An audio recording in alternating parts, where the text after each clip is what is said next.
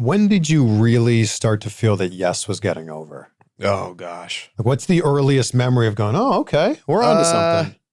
Yeah, the first time we were in Seattle, and Seattle's was always a hard place to say if something's actually getting over or if it's just my hometown crowd. But it was like, okay, I had done the Yes thing to get annoying, to be annoying and to be a bad guy. And, but we go to Seattle and they had me do, during the commercial break, they had me do the thing where it's like, I actually hate Seattle, like whatever it is.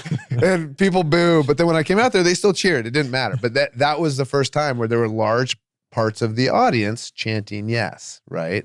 And then, yeah, I mean, I wasn't sure. And then when they had Sheamus beat me in 18 seconds at WrestleMania 28, maybe? Yeah, it was 28, yeah. Yeah. And the fans were just yesing like crazy when I went out there. You could tell that they were bummed when I walked to when the match was so short.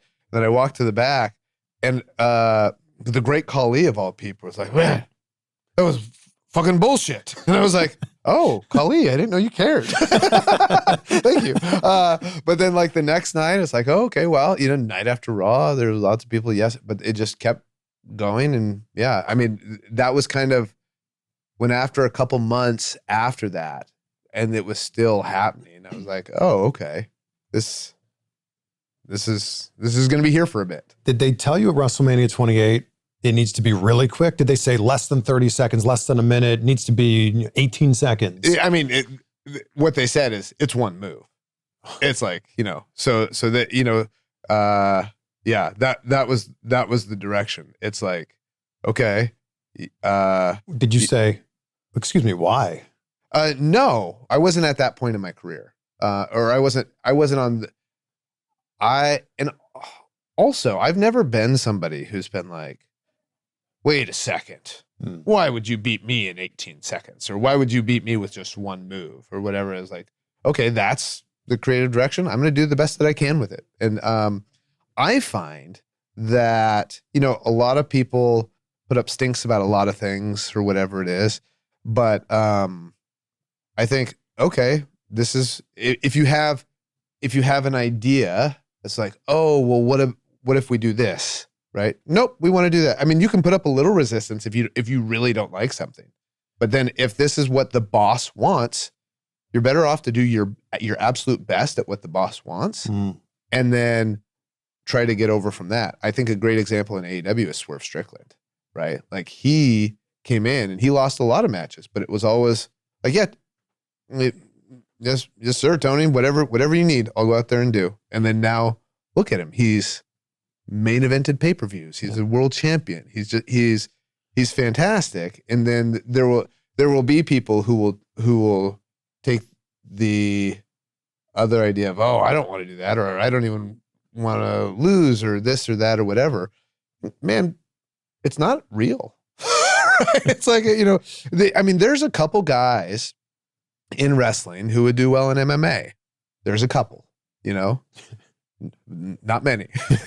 And so it's like, okay, I mean, you can go if you want to win every match, you can go try MMA. I mean, most MMA, we're in Houston, right? I'm sure there's an MMA gym here. Sure. You could even just try out the best guy at the local gym here in Houston in your weight class. Yeah. And see how it goes. Sure. Right? Probably won't go so well. Right? Yeah, because you've spent, and not to say that guys in wrestling couldn't do it. It's just we haven't spent time training to do it, right? And so it's like, but it's, yeah, I've always been a little bit perplexed by some of that kind of stuff. But you've now become like the preeminent example of like getting over organically and the company listening to it. Like there's been so many examples in recent years where it's like, this feels like the Daniel Bryan thing. If only they'd listen.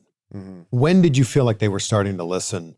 Oh, it was all circumstance, really. It was like, what makes that hard, what would make that hard now in either company is that you have so many guys on top that one are great and two people want to see that aren't stale or anything like, So what are the circumstances you're talking about? So a big one was Punk quitting a bit in WWE.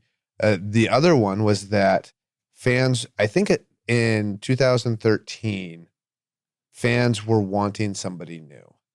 And at the time, they were, there was a big one. They did this championship unification thing. It was actually super special for me because it was the last time my dad ever got to see me wrestle before he passed away. But they were doing this championship unification match between Randy Orton and John Cena. So they had all the ex WWE champions, all the ex world heavyweight champions out there in the ring. But we're in Seattle, so everybody's going crazy for me, and I, in my head, I was like, oh no, this is not going to turn out good for me. Right.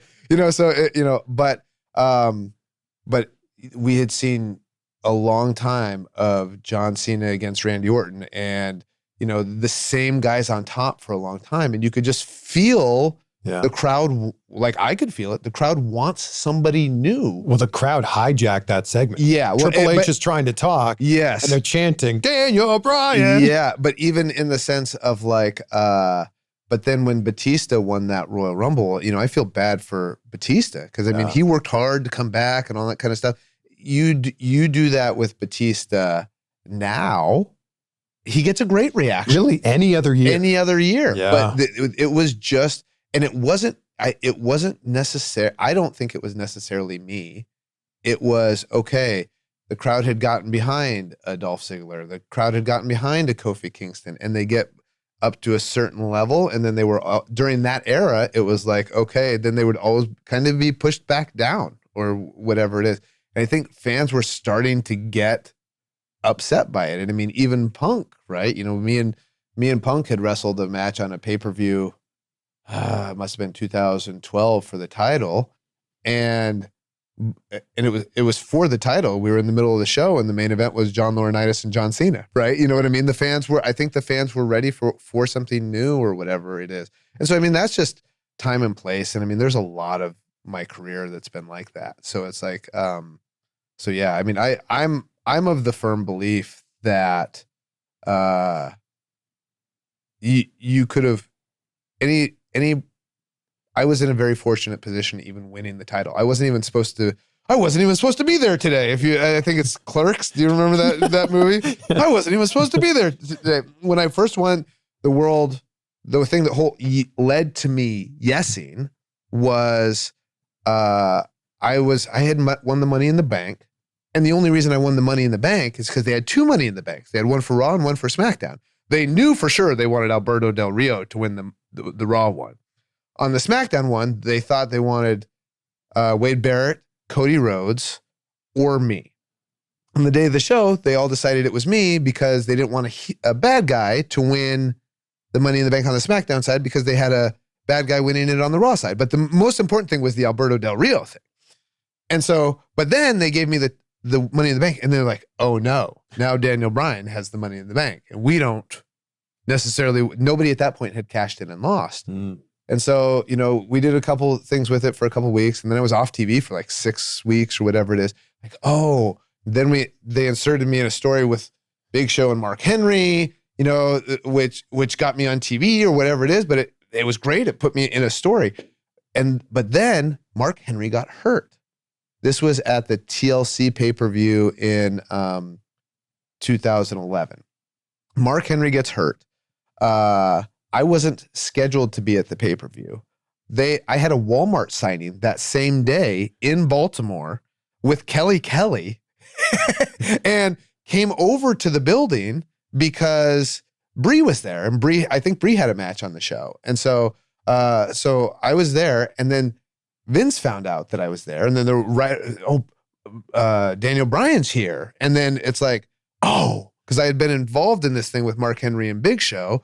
Okay, well then and Mark Henry's hurt, so they had to do like a real smoke and mirrors type chair match, and then Mark gets mad at Big Show, and then just because I happened to be there, it's like it'll be shocking that Daniel Bryan comes in and cashes in on Big Show. So even that was just like, it was just a circumstance. If I hadn't been booked, if Walmart hadn't asked to have two WWE wrestlers sign on that particular day, that whole thing would have never happened. Wow. And Vince's direction to me was go out there and celebrate like you just won the Super Bowl. And so that's how the yes thing happened. And then but a lot of these are just circumstances. If they had let me and Sheamus at WrestleMania 18 go out there and wrestle for 20 minutes and then he beats me, I don't know if it would have stayed as hot. I mean, it was more angering that they just had him beat me in 18 seconds with one move, right? Yeah. So it's like, all of these things are things beyond my control. I have nothing to do with any of these things. And they're just these weird little gifts, right? Yeah. So